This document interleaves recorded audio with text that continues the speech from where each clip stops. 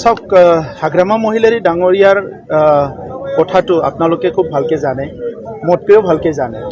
তো আৰু এটা কথা জানে আপোনালোকে যে হাগ্ৰামা মহিলাৰী কোৱা কথাবিলাক মোৰ কাণত নপৰে।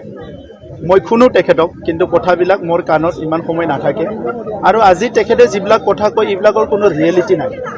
আমি সংগ্ৰাম কৰি অহা মানুহ। এই অঞ্চলৰ 35 লাখ জনসাধাৰণৰ শান্তি, সম্প্ৰীতি, নিৰাপত্তা, আত্মসন্মান লৈ জীয়াই থাকিব পৰা, বিভিন্ন স্বাধীনতাৰ পৰা সমাধান নোহোৱা সমস্যাবিলাক সমাধান কৰাৰ কাৰণে আমি ৰাজনীতিত আহিছোঁ। এইকাৰণে আমাৰ সেই সময়ৰ শ্লোগানে আছিলে যে পৰিৱৰ্তন দৰকাৰ UPPL চৰকাৰ। গতিকে আজি যি পৰিৱৰ্তনটো আমি কৰিছোঁ এইটো লৈ পেলাই ৰাইজেও সন্তুষ্ট হৈছে, আমিও সন্তুষ্ট হৈছোঁ যে তেখেতে 17 বছৰত একো কৰিব নোৱাৰি যদি একো সন্তুষ্ট লৈছে, আমি ইমান কৰিব পাৰিতো আমি সন্তুষ্ট ল'ব লাগিব। আৰু ৰাইজক আমি অন্তৰ আত্মাৰ পৰা সন্মান দিছোঁ, অন্তৰ আত্মাৰ পৰা বিশ্বাস কৰিছোঁ আৰু অন্তৰ আত্মাৰ পৰা আমি শ্ৰদ্ধা কৰিছোঁ। গতিকে আজিৰ এই সময়ত হাগ্ৰামা মহিলাৰীয়ে কি কয় এইটো প্ৰাসংগিক নহয়, ৰাইজে কি কয় এইটো প্ৰাসংগিক।